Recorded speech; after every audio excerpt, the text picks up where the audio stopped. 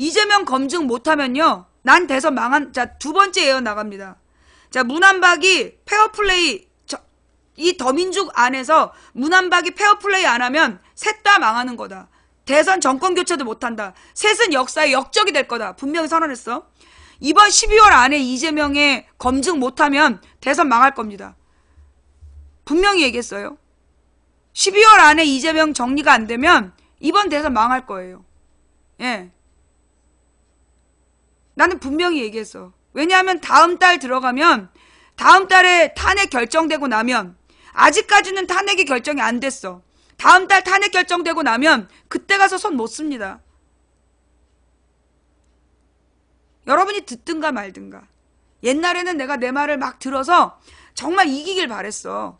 근데 이젠 안 들어도 별로 섭섭하지 않아. 왜냐하면 망해야 되는 운명이면 망할 수밖에 없어. 그리고 그 망하는 게, 그게 역사가 반드시 후퇴하는 거냐? 아닐 수도 있다는 거야. 박근혜가 당선돼야, 만약에 박근혜가 아니라 문재인이 당선됐다면 지금 문재인은 완전히 걸레가 돼 있을 거야. 어쩌면 탄핵당해서 지금 감옥에 있을 수도 있어. 문재인이. 무슨 건수를 대든. 그리고 박근혜는 여전히 살아있는 권력이겠죠. 최순실이 지배하는. 얼마나 무서워. 그거에 비해서 문재인이 똑 떨어지고 박근혜가 당선돼서 박근혜란 여자가 얼마나 미친 정치를 했는지를 온 나라에 드러내는 게 결국 우리 국민에겐 도움이 됐잖아. 그런 것처럼 만약에 이번 야권층이, 야권 지지자라는 인간들이 이재명을 그렇게 지지한다면 어쩌겠어. 그게 후보가 돼야지. 그리고 망하는 거지. 녹음 파일 까지고 망하는 거지. 그래도 그 망하는 게 그게 역사의 순방향일 수도 있어요. 원래 역사는 나선형으로 발전한다는 말이 있어. 사람들이 이런 말이, 역사는 반복된다. 올라갔다 내려갔다 하니까 반복된다고 생각해. 그러나 반복되는 게 아니야. 역사는 옛말에 나선형으로 발전한단 말이 있어요. 무슨 얘기냐면, 이렇게 후퇴하는 것 같지만 다시 올라가고, 다시 또 후퇴하는 것 같지만 또 올라가면서 이렇게 발전해 간다. 역사는 나선형으로 발전해 간다. 그래서 반복하는 것 같지만 반드시 매 구비구비마다 우리는 배우는 게 있는 거야. 우리가 4.19 혁명 일으키고 박정희한테 뺏긴 다음에 그 박정희가 얼마나 독재자인지를 알아냈잖아. 1인 독재는 안 된다는 걸 배웠잖아.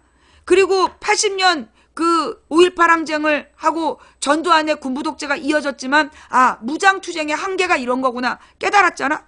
또 87년 60 항쟁으로 직선제를 따냈지만, 노태우가 당선되면서 죽서서 개줬지만, 그 결과적으로 우리는 민주헌법의 그 과정을 겪은 거잖아.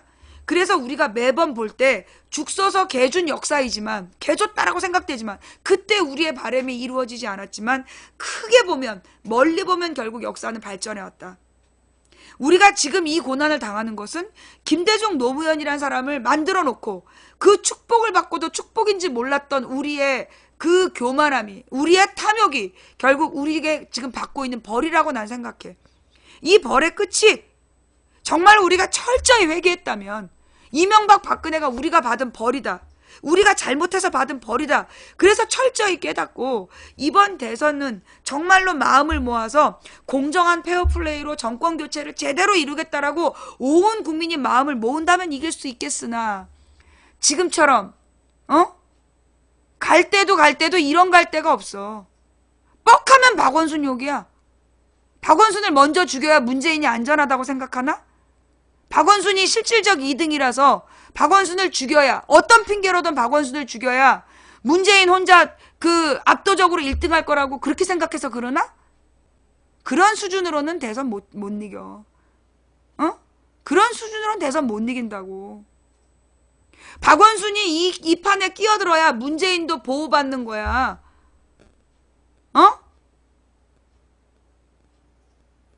박원순이 사라지면 모든 정은 문재인이 다 받아. 그러면 누구 좋은 일 시키는 거야? 이재명 좋은 일 시키는 거야. 그 결과 어떻게 되겠어? 대선 말아먹는 거지. 듣든가 말든가. 이런 모양이면요, 나는 대선이 승리할 수 없을 거라고 봐. 다른 말로 여러분이 지금이라도 정신 차리면 정말 야권 단일 후보를 만들기 위해서 이 문안박을 지켜내야 되겠다라는 그 마음을 갖지 않는다라면, 그 마음을 가지면 이겨. 그 마음을 갖지 못하면, 건수만 있으면 그 박원순 죽이기에 애를 쓰고 있다라면 나는 망할 거라고 봐. 망할 거라고 봐. 그리고 나한테 구해달라고 하지 마. 도와달라고도 하지 마. 도울 수 없어, 내가. 누가 나한테 그러는 거야. 이재명이 대선 후보 되면 최선을 다해 도울 거 아니냐고. 나는 이재명이 대선 후보가 되면 도울 방법이 없어요. 예. 나는 이재명이 대선 후보가 됐을 때는 나는 어떤 방법으로도 도울 수가 없어. 분명히 얘기했어. 나한테 내가 그 문재인으로 안 된다고 얘기할 때도 기어이 고집 피웠잖아? 그래서 문재인을 12년에 대선 후보 만들었잖아? 그리고 졌잖아. 내 말을 안 들어놓고 결정적일 때 듣지 않아 놓고 나중에 도와달라는 사람들을 난 도울 방법이 없어요. 그때 내 말을 들었어야지. 지금 내가 분명하게 얘기하는데 문안박의 페어플레이가 아니면 셋 다 죽어. 박원순도 안희정도 그 문재인도 다시는 정치판에 얼굴 못 들게 될 거야. 셋이서 여기서 다른 판을 짜고 이 셋이서 공정 경쟁하는 게 아니라 쓸데없는 다른 판을 짤 생각을 하면 나는 셋 다 안티가 될 거야. 문재인, 안희정, 박원순에 대해서 죽을 때까지 내가 저주할 거라고. 이 사람들이 그때 그 기회를 말아먹은 사람들이라고. 두고 봐. 나 한담 하는 사람인 거 알지? 알아서들 결정해. 자, 그 다음, 이재명이 12월 안에 정리 안 되면 대선 질 겁니다. 이재명을 12월 안에 정리 못하면 대선 질 거예요. 분명히 예언했어요. 며칠 안 남았는데 이 안에 정리 못하면 대선 질 거예요. 죽 서서 개주게 될 겁니다. 그러나 그 죽 서서 개주는 게 여러분은 좀 한 30년 고생하겠지만 먼 인생을 보면 긴 역사로 보면 그것도 발전이 될 거예요. 이 진짜 민주주의자들이 성장하겠죠. 진짜 민주주의자들이 이 30년 동안 성장하겠죠. 새로운 세대가 오겠죠. 이 세월호 세대가 그 30년 뒤에는 47세가 되어 있겠지. 그들이 47세가 되었을 때는 세상을 바꾸겠지. 근데 다만 여러분이 이번에 정신 못 차리면 한 30년 개고생 하실 겁니다. 그 얘기 분명히 얘기했어요. 자,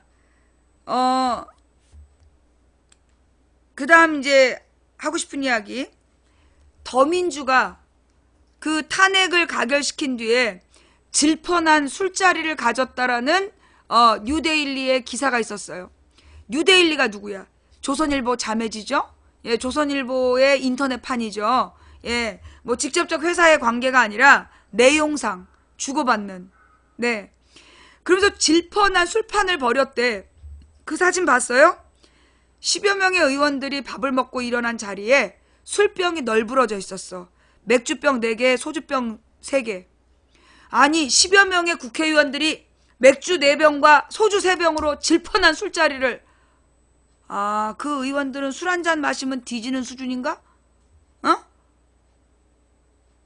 그 방석이 10개가 넘게 깔려있는데 맥주 4병에 소주 3병이 질펀한 술자리면, 아니 지금 더민주 의원들은 술 마시면 뒤져? 뭐 청소년이야? 아니면 뭐 무슨 기독교인들인가?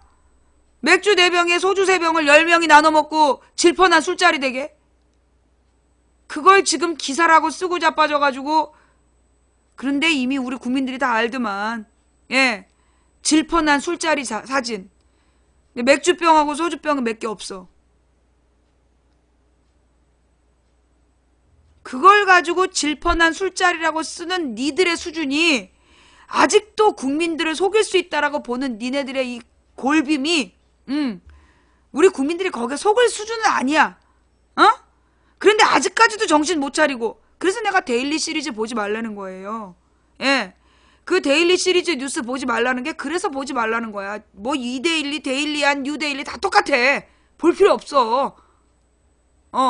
데일리 들어가는 신문 치고 정상이 없어. 자, 그 다음 결국은 이제 이걸로 뭔가 전세를 역전시켜 보고 싶은 거야. 근데 너무 어설펐어. 정말 어설펐어. 그 의원들이 나온 다음에 양주병 몇 개라도 갖다 놓고 찍었어야지. 그 맥주병 4개, 소주병 3개 가지고 질펀한 술자리에는 좀 안 맞잖아. 그지? 응. 너무 어설펐어. 자, 그 다음 이야기. 자, 이번에 박근혜가 마지막으로, 마지막으로 조대환을, 마지막으로 이제 이 조대환을,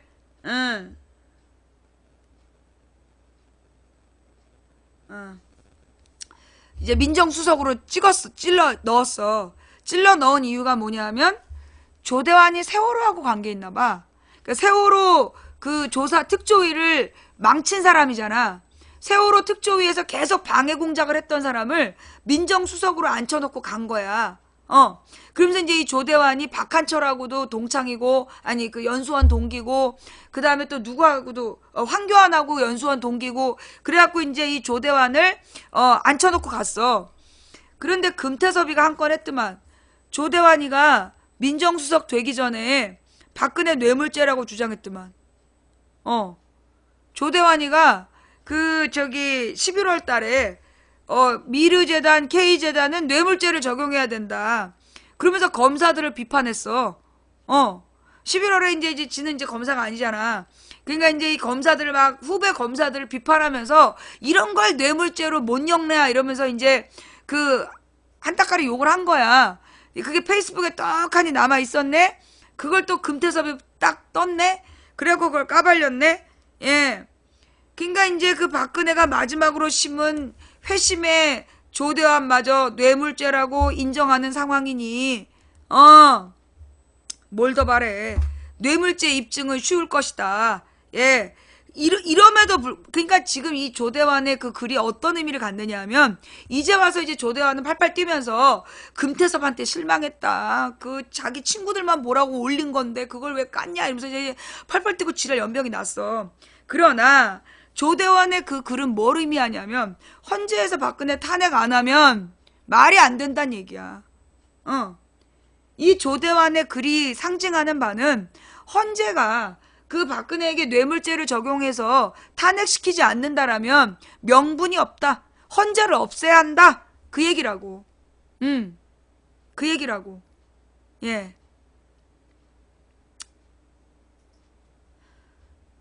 그 다음에 내가 볼 때는요, 헌재도 탄핵을 기각하진 않을 것 같아요.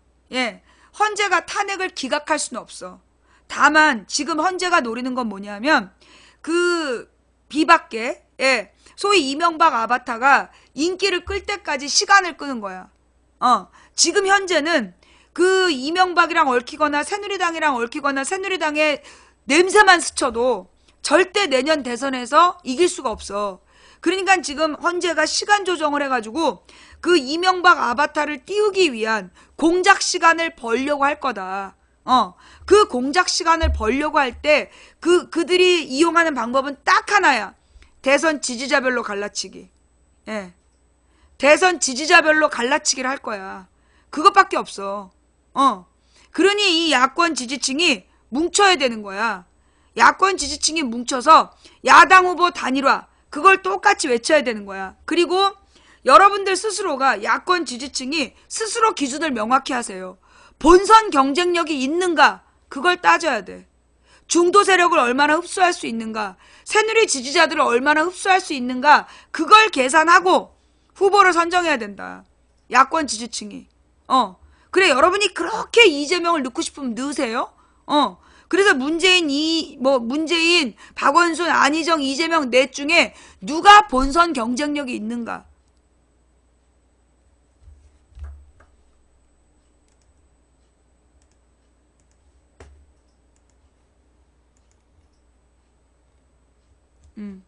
자, 그래서 이 본선 경쟁력을 기준으로 해서 대통령 후보를 여러분이 스스로 바라볼 수 있어야 된다.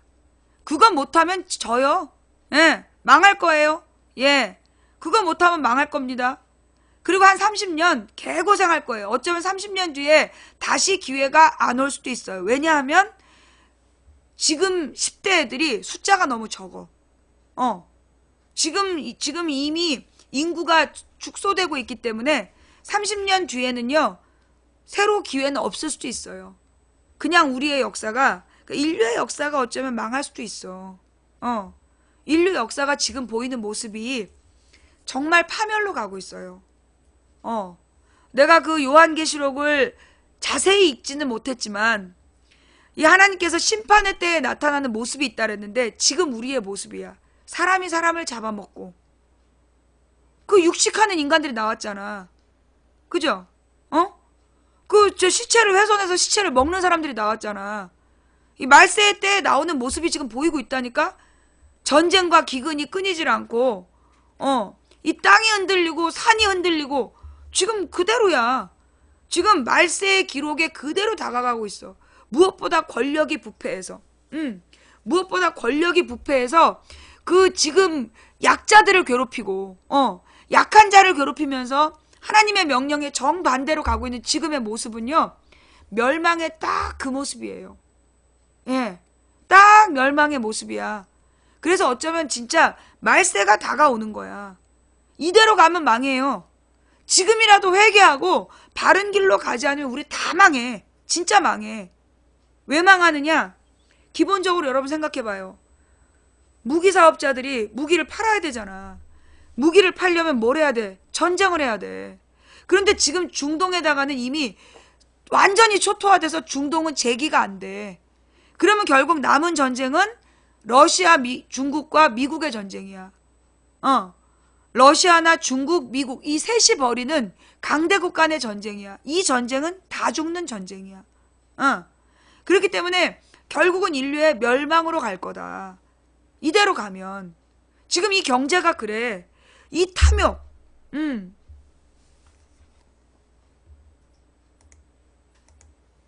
예. 지금 이 우리 국민, 이 인류가 걸어가고 있는 그 사실 브렉시트나 그 트럼프 당선이나, 그러면서 이 주식시장에서 자기네들 주식값을 지키려고 트럼프를 영웅시하는 모습 봐봐.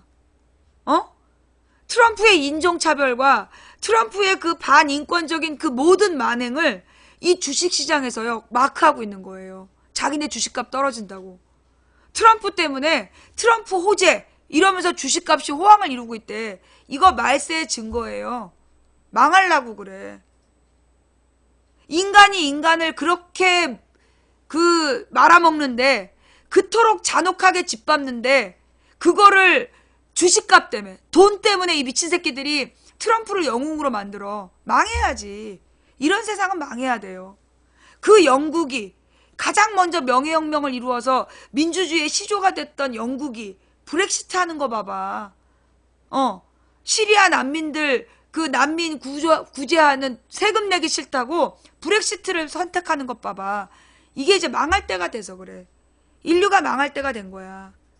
독일에서 그 담장을 쌓고 더 이상 난민 우리도 반대한다. 그러면서 메르켈을 비난하고 망할 때가 된 거야. 예. 이 필리핀의 두테르테를 뽑고 러시아의 푸틴을 뽑고 터키의 에르도안이 지 스스로 쿠데타를 일으켜서 집권을 하고 대한민국에서 야권 지지층이 이렇게 지 멋대로 아무나 지지해갖고 30년 만에 온 기회를 말아먹고 인류의 말세의 모습이지 뭐. 이미 아프리카니 중동은 다 망했고 아프리카와 중동은 다 망했고 이제 남부 유럽도 이미 경제적으로 멸망했고 이제 인류가 망하는 길로 가는 거야. 여러분 하나님의 이야기를 들려줘봤자 듣는 귀가 내가 오늘 굉장히 중요한 내가 여러분들께 그 스스로 읽어보라는 것만 알려줄게요.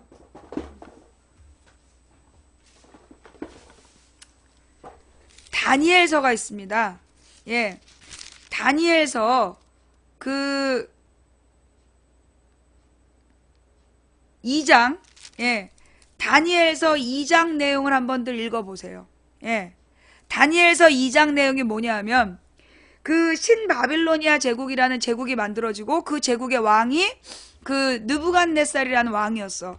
근데 이 느부갓네살에게 하나님께서 특별한 그 축복을 주셔가지고 아주 얘가 강대국이 되는 거야. 엄청난 강대국에 그래서 그 인근을 다 지배하는 중동의 최고의 대빵이 돼. 근데 이 사람이 꿈을 꿔. 아주 이상한 신상의 모습이 나오는데 그 신상이 그 쓰러지는 꿈을 꾼 거야. 그 꿈을 해석할 사람을 찾는데 다니엘이라는 사람이 그 꿈을 풀어주는 거야. 그런데 그 다니엘의 꿈의 내용이 뭐냐면 그 신상의 모습이 머리는 금으로 되어 있고 가슴과 팔은 은으로 되어 있고 배와 넓적다리는 노수로 되어 있고 그 종아리는 철로 되어 있고 발은 철과 진흙으로 되어 있는 신상이 어디선가 날아온 돌에 의해서 무너져 내리는 그 꿈을 꾸는 거야. 그런데 이 꿈의 내용이 상징하는 바가 뭐냐면 이 정금으로 된 머리는 신바빌로니아 제국을 말한다. 그 뒤에 바빌로니아보다 열등한 메디아나 페르시아 제국이 일어설 것이다. 그리고 그들이 망하면 그 다음에 그리스 제국이 기원전 3세기부터 그 헬레니즘 시대를 맞이해서 지중해를 지배할 거다. 그 다음에 로마 제국이 그 다음 세계를 지배할 거다. 이 로마 제국까지가 철로 된 종아리야. 그리고 맨 마지막에 철과 진흙으로 된 발과 발가락이 나와요. 이게 어느 나라인지를 모르니까 이 성경에서는 로마 이후의 열강이라 그랬어. 자, 그러면 로마 제국 이후에 어떤 나라가 그만큼 강한, 전 세계에서 가장 강한 나라였을까? 어느 나라일까? 잘 들어봐요. 왕께서 보신 발과 발가락은 쇠와 진흙이 섞여 있는데 이것은 이 나라가 나뉠 것을 말해줍니다. 신상 발가락에서 보여지듯이 이 나라의 일부는 쇠처럼 강하고 일부는 진흙처럼 약해질 것입니다. 왕께서 쇠와 진흙이 섞여 있는 것을 보신 것처럼 그들도 다른 인종과 함께 살게 되지만 쇠와 진흙이 서로 섞이지 못하는 것처럼 그 백성들도 하나가 되지 못할 것입니다. 누굴 것 같아요? 세계를 지배한 세계적인 강국인데 여러 인종이 있지만 그 인종이 섞이지 못하는 그 나라가 누굴 것 같냐고. 이게 인류의 마지막 강대국인 거야. 미국이죠. 딱 보면 미국이야 이거. 지금 미국의 트럼프가 결국 인종차별 문제를 일으키고 있잖아. 기가 막히죠? 그 다음 잘 들어. 이 왕들의 시대에 하늘의 하나님이 한 나라를 세우실 터인데 그 나라는 절대로 멸망하지 않을 것이며 다른 백성에게 넘어가지도 않을 것입니다. 오히려 이 나라가 다른 모든 나라를 쳐서 멸망시키고 영원히 설 것입니다. 이 나라는 하나님의 나라야. 한마디로 이제 미국이 망하면서 인류의 심판이 일어나고 그러면서 정말 하나님의 나라가 세워진다는 얘기예요. 자, 이 하나님의 나라가 정말 그냥 성경적인 예언의 나라인지. 근데 내가 오늘요, 굉장히 강한 마음의 사인을 받았어. 무슨 사인이냐면,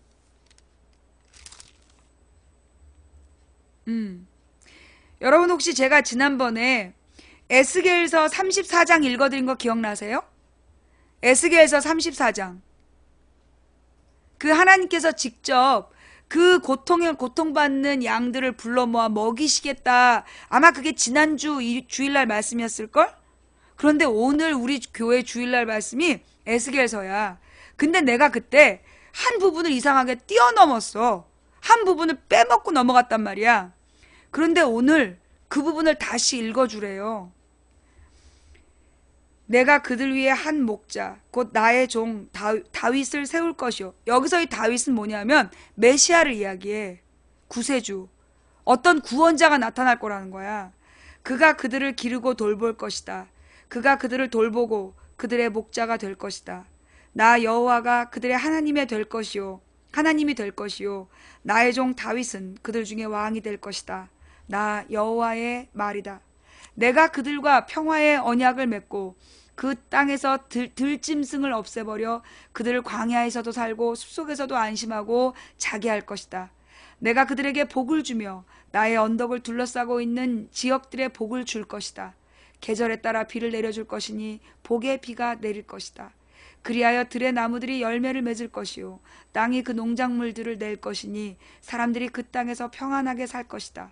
내가 그들의 멍에 줄을 끊고 그들을 종으로 삼은 사람들의 손으로부터 구해낼 때 그들이 내가 여호와인 줄을 알게 될 것이라다. 에스겔서 34장.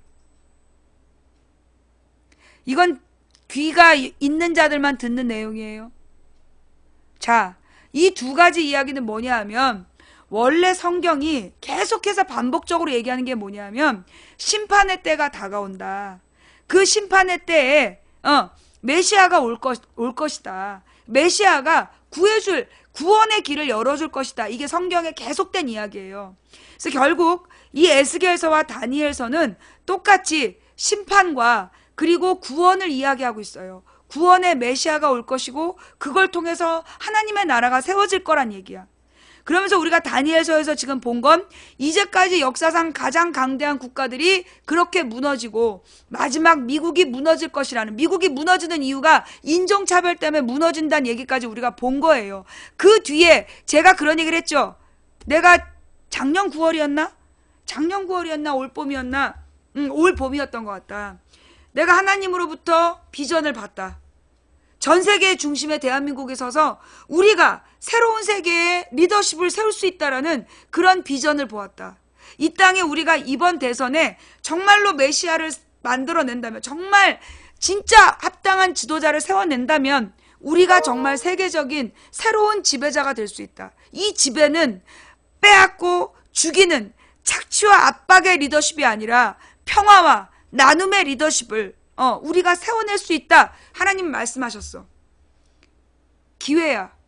제가 지난 봄에 했던 그 예언이 오늘 이 이야기하고 나는 이게 시작이었고 이게 결말이라고 생각해요. 이걸 믿거나 말거나 믿든지 안 믿든지는 여러분의 선택입니다. 제 초기 방송 그거 언제인지 한번 찾아서 한번 보세요. 제가 그런 예언을 한 적이 있어요. 그래서 제가 이 이야기와 이 이야기는 연결된다. 이건 교묘하게도요. 이건 교묘하게도 교묘한 게 아니라 아주 정말 이루 말할 수 없는 우리가 지난 봄에 박근혜 탄핵을 누가 생각했어? 아무도 생각하지 못했는데 내 입에서 나도 모르게 11월에 놀라운 일이 벌어진다. 그죠? 11월에 놀라운 일이 벌어질 거다. 그 놀라운 일이 뭔지 우리가 어떻게 알았어? 나는 내 꿈은 이게 평화협정이기 때문에 나 박근혜 탄핵은 꿈도 못 꾸고 혹시 미국하고 북한에서 평화협정 맺는 거 아니야? 나의 욕심으로 11월에 기적을 얘기했어. 근데 알고 보니까 11월의 기적은 그보다 더 나아가서 박근혜 탄핵이었던 거야. 믿든가 말든가. 하나님을 조롱하고 싶으면 조롱하세요. 대신 당신의 조롱에 대한 책임은 당신이 지게 될 겁니다. 좌우지간. 그래서요, 우리가 지금 돌아오는 이 대선이 단지 우리나라의 문제가 아니야. 단지 우리나라의 문제가 아니라 정말 인류를 구원할, 인류에게 새로운 길을 제시할 정말 새로운 인류의 중심을 세우는 일이에요. 그런데 여기에 우리 이 야권 지지층이 과연 해낼 수 있을까요? 자, 답은 끝날 때쯤 떠오르겠죠? 자, 다음 이슈는 그것이 알고 싶다. 어저께 그것이 알고 싶다 세월호가 나왔다며. 근데 거기서 보니까 지금 우리 정부에서 세월호의 진상 규명을 계속 방해하고, 그죠? 그것이 알고 싶다 해서 밝혀진 건 세월호 그 진상 조사를 정부가 계속 방해했고, 그 다음에 그 화물칸에 구멍을 뚫어서 뭔가 계속 빼냈다. 밤에만 빼냈다. 그 얘기 아니야. 결국 세월호는 그리고 거기에 핵심에 국정원이 있다. 그죠? 그거죠. 어제 나온 핵심이 세월호와 국정원이 연관되어 있다. 그리고 거기서 뭔가 빼냈다. 그런 얘기잖아. 그리고 세월호가 이 뒤집어진 계기는 뭐 때문이다? 철근. 과적된 철근 때문이다. 자, 좌우지간. 그래서 그러면서 중요한 건 이번 주 청문회가 14, 15일에 세월호 청문회예요. 이번 주 청문회가 세월호 청문회야. 그게 무슨 얘기냐? 나는 이거 박근혜가 망하는 거 내가 있잖아요. 이런 말해서 미안한데 3월 2일이었어. 2014년 3월 2일에 네가 본 적도 없고 들은 적도 없고 차마 생각한 적도 상상해 본 적도 없는 일이 일어날 것이다. 그 일을 통해서 내가 모든 적폐를 드러낼 것이다. 그게 2014년 3월 2일에 내가 예배 중에 울부짖는 중에 그 하나님께서 주신 말씀이었어요. 그때 그날 내가 방송을 했거든. 그 유튜브에 가서 찾아보세요. 예, 내가 14년 3월 2일에 무슨 얘기를 했냐면 네가 이제까지 본 적도 없고 들은 적도 없고 차마 상상하지도 못한 일이 일어날 것이다. 내가 그 일을 통해서 모든 적폐를 드러낼 것이다. 그래서 내가 이게 뭔가 싶어서 그때부터 그 금식을 했다니까. 아니야, 3월 말까지 기다렸는데 아무 일도 없더라고. 그래서 내가 4월 1일부터 딱 그 2주일 동안 채식하면서 금식을 했어. 그러니까 채식하면서 그 특별한 기도를 했어. 그리고 터진 게 세월호야. 그 세월호를 통해서 모든 적폐가 드러난 거야. 세월호를 통해서 모든 적폐가 드러난 거야. 어제 박근혜 탄핵 세월호 아니었으면 안 일어나. 세월호 유족들이 그렇게 싸웠기 때문에 어제 그 박근혜 탄핵이 일어난 거야. 지금 세월호가 지금 역사를 새로 쓰고 있다니까. 그 세월호 아이들에 대한 우리의 이 충격이 지금 이 민주주의의 그 바탕이야. 지금 대한민국의 이 촛불의 힘은 거기서 나온 거야. 다른 거 아니야. 세월호에서 나온 거야. 세월호에서 그들이 그렇게 죽었기 때문에 그 죽음에 분노한 국민들이 다시는 이런 죽음을 없게 하겠다. 그래서 모두 깨어난 거야. 우리가 진짜 온 국민이 회개하게 된 게 세월호 때문에 회개한 거야. 그래서 온 기회야. 그런데 이게 대선 캠프별 후보별 탐욕 때문에 또 무너지면 되겠어, 안 되겠어? 안 되겠지? 이게 304명의 죽음으로 시작된 일이야. 그런데 여기서 대선 후보들이 자기 욕심 챙기면 되겠어, 안 되겠어? 다 죽여버릴 거야. 누구든. 그게 박원순이든 문재인이든 안희정이든 그게 누구든 절대 용서하지 않을 거야. 그래서 우리는 이 일에 최선을 다해야 돼. 최선을 다해야 돼요. 본선에서 크게 사고를 치고 본선을 완전히 망가뜨릴 사람은 우리 손으로 사전에 자르고 가고, 예. 그리고 정말 대선 경쟁이 페어플레이로 공정하게 당 안에서 질서 있게 이루어지도록 우리가 애를 써야 되고, 그죠? 말 듣지 않으면 죽여버린다고 해야지. 우리 말 안 들으면 다 묻어야지. 그죠? 말 끝까지 안 듣고 끝까지 설치면 정말 죽여버려야지. 안 그래? 30년 만에 온 기회인데 이걸 지욕심 채우면 안 되지. 자, 그 다음 지금요 이 황교안 체제가 계속해서 그 황교안 체제가 계속해서 추구하는 바가 뭐냐? 보니까 국정교과서는 날릴 것 같아요. 예, 국정교과서는 포기할 것 같아. 왜냐하면 국정교과서가 뭐야? 단 한정으로 역사교과서를 통일한다는 거야. 근데 박근혜는 탄핵 당했고 언젠가 반드시 당할 거야. 그 다음에 지금 교육부에서도 밀어붙일 수 없는 상황이야. 그런데 황교안이 밀어붙인다라면 황교안도 묻히게 될 거야. 온몸에 진짜 두드러기가 나게 될 거야.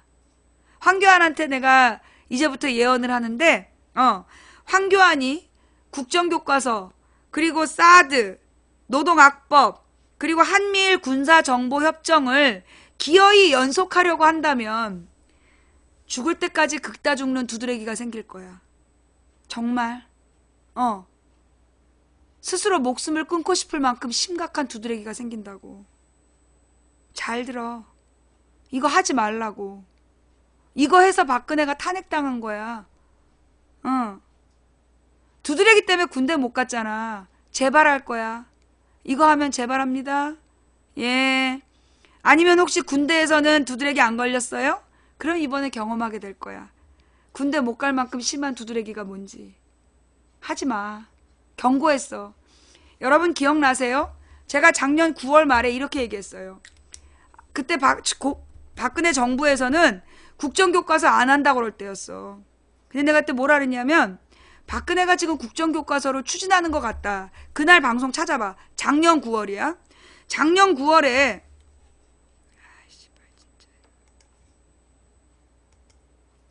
내가 작년 9월에 뭐라고 얘기를 했냐면, 그때 정부에서는 국정교과서 안 한다고 팔팔 뛸 때였는데 박근혜가 국정교과서를 추진하고 있다. 추진하는 것 같은데 내가 분명히 얘기한다. 박근혜가 국정교과서를 추진하면 그게 너의 무덤이 될 거다. 기억나세요? 그날 기억하시는 분. 내 기억에 9월 한 20일에서 30일 사이였어. 내가 분명히 뭐라고 얘기했냐면, 박근혜가 국정교과서를 기어이 추진한다면 그걸로 인해 너의 무덤이 될 것이다. 그리고 네 아버지까지 부관 참시하게 될 것이다. 라고 내가 분명히 얘기했어요. 어때요? 이쯤 되면 내가 얘기하는 게 됩니까? 안 됩니까? 어때요? 찾아봐. 내가 얘기한 건 다 방송에 나와. 인터넷에 다 떠 있어. 작년 9월에 얘기했다. 그리고 올 6월 달에 11월에 기적이 있을 거라고 얘기했고. 황교안 잘 들어. 이거 어설프게 따라하면, 근데 이건 황교안의 뜻이 아니야. 이거 한미일 군사정보협정, 사드 배치, 노동학법, 이거 황교안의 뜻이 아니야. 이명박의 뜻이야. 그래서 이명박이 이걸 지금 추진하려는 거거든요. 그래서 박근혜 끌어내리고 황교안 체제로 가서 황교안을 통해서 이걸 추진한다는 거야. 이명박 잘 들어. 너 황교안이랑 이거 해서 이걸 하려고 이 일을 벌였기 때문에 너도 무덤으로 들어가게 될 거야. 이명박 황교안이 이 일로 무덤에 들어가게 될 거야. 이 사드 배치, 이거 한국 경제를 망친 주범이 될 거야. 한미일 군사정보협정, 이거 대한민국의 보수층을 용납 못하게 할 거야. 이로 인해서 이명박과 황교안도 무덤으로 들어가게 될 거야. 그리고 너네가 이걸 추진하기 때문에 너네가 이번 대선 못 이기는 거야. 근데 너네가 이거 포기하면 대선 이길지도 몰라. 잘 생각해봐. 특히 노동학법. 너네가 이 노동학법, 이 그 성과 연봉제를 포기하면 너네가 대선 이길지도 몰라. 너네가 이 국정교과서 포기하고 폐지하고 한미일 군사정보협정 포기하고 사드 배치 포기하고 그리고 노동학법 포기한다면 너네가 대선 이겨. 내가 예언했다. 너네가 이겨. 그런데 이거 추진하면 이명박 계열이 전부 어쩌면 우리나라 재벌도 다 망할 거야. 요거 추진하는 거 재벌들이잖아. 그지? 우리 재벌들이 이거 추진해서 다 망하게 될 거야. 두고 봐. 작년 9월에 내가 박근혜 무덤 된다 그럴 때 다 비웃었지. 올 6월 달에 11월에 기적이라 할 거 할 때 비웃었지 너네? 어때? 한번 겪어보니까.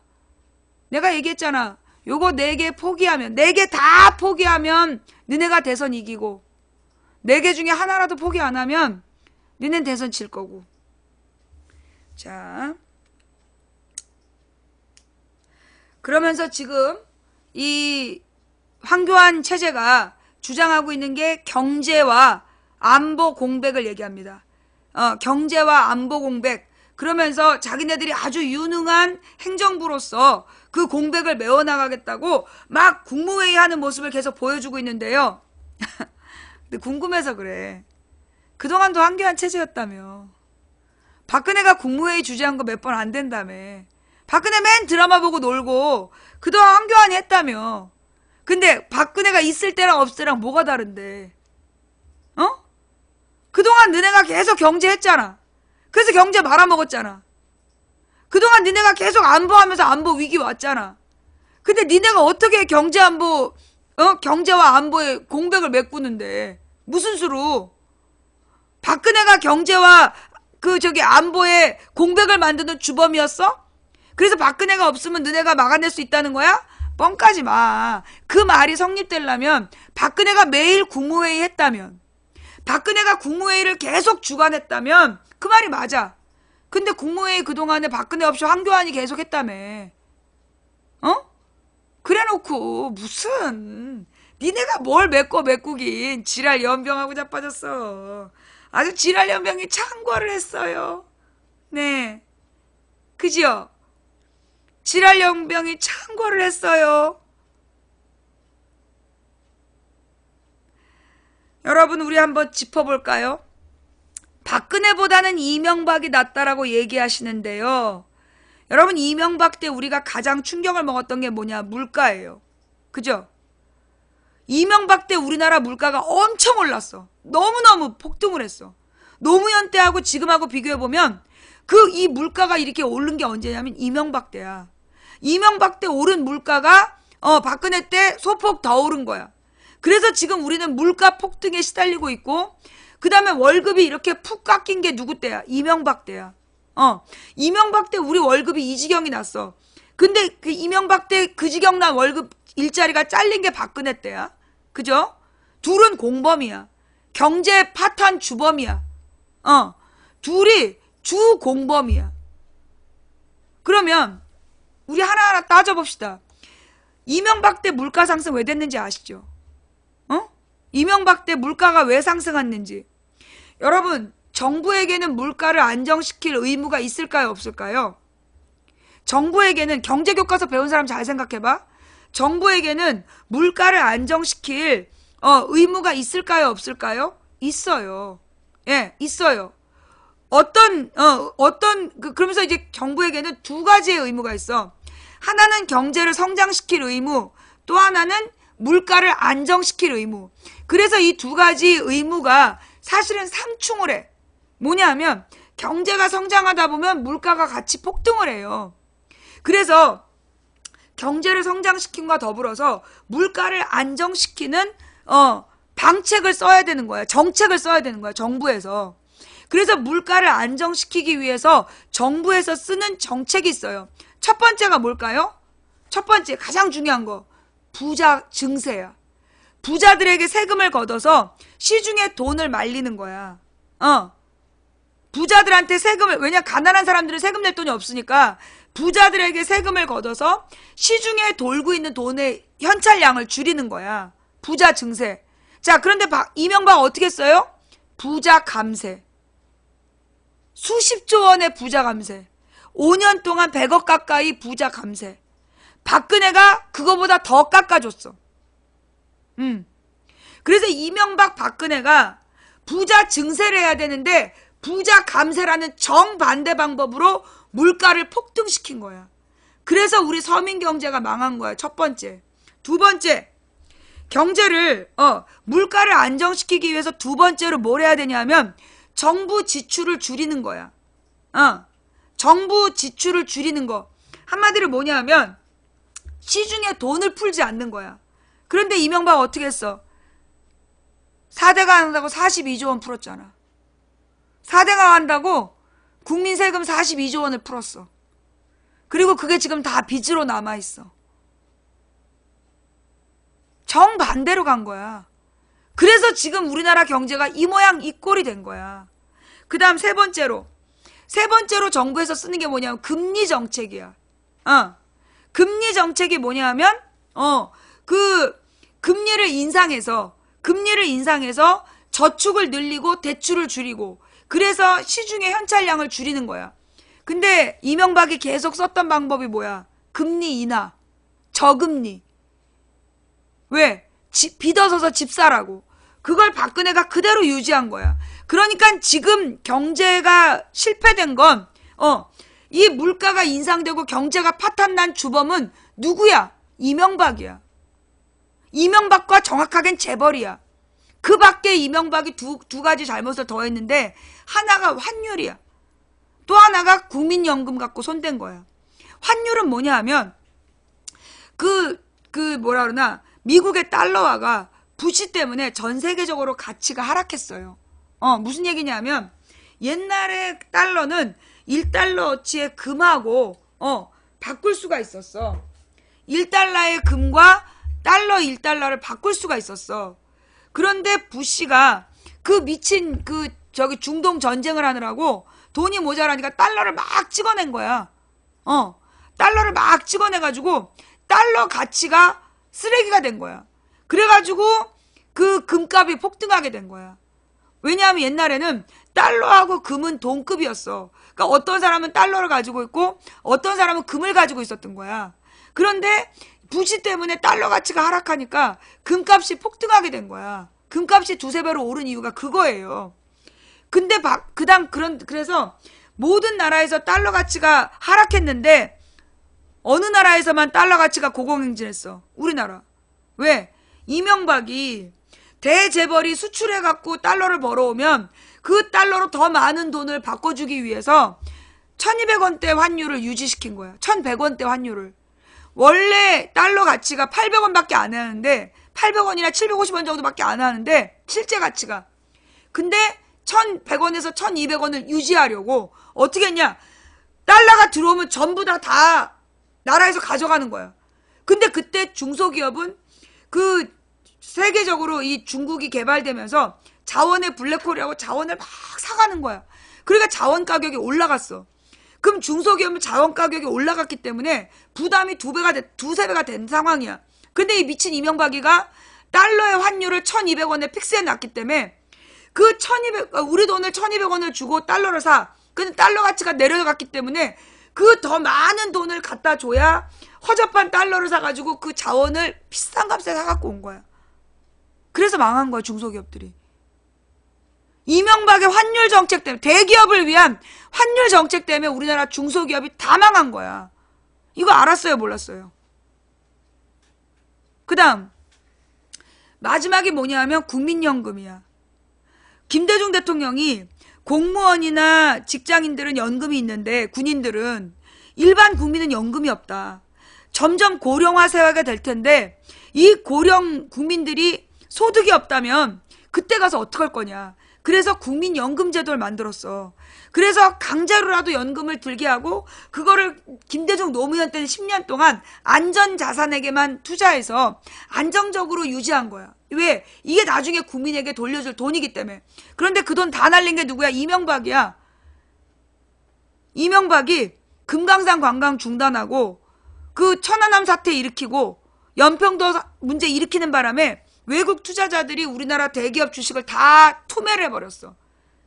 그래서 그 그러니까 대기업의 주식값이 폭락하게 되니까 그 외국인들이 판 주식을 국민연금에서 다 사들인 거야. 그래서 이번에도 삼성물산이 그 제일모직 인수하고 이 과정에서 수천억의 피해를 입힌 거야. 이거 누구 때문이야? 이명박 때문이야. 이명박은 그렇게 5가지 경제정책으로 대한민국의 경제를 완전히 말아먹었어.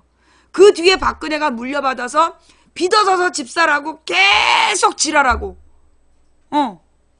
그 다음에 정부에서 돈을 풀어갖고 부자들에게 금리 혜택 줬어. 그게 박근혜 경제야. 그리고 여러분도 알다시피 재벌들 삥 뜯으러 다니고, 그 다음에 재벌들한테 삥 뜯어갖고 정유라가 황녀처럼 살고, 최진실이랑 이 미친 나라를 만든 거야. 그래놓고 지네가 지금 경제 공백을 메우겠다. 지나가던 소가 웃어요. 예. 사료 풀 뜯던 소가 웃어. 그리고 웃어. 이런 이명박과 박근혜 공통점 황교안이가 지가 경제 공백을 메우겠다 그러면 풀 뜯다 소가 웃는다니까. 짭짭 매하. 그리고 소가 웃어. 자, 그 다음, 예. 그러면, 자, 그 다음 박근혜는 그럼 어떻게 했을까요?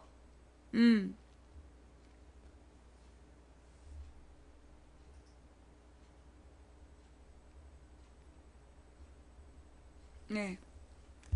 자, 박근혜는 어떻게 했어요? 이 국가 부채 최대로 만들었죠? 예. 박근혜 시대에 국가 부채 최대 됐어요. 근데 여기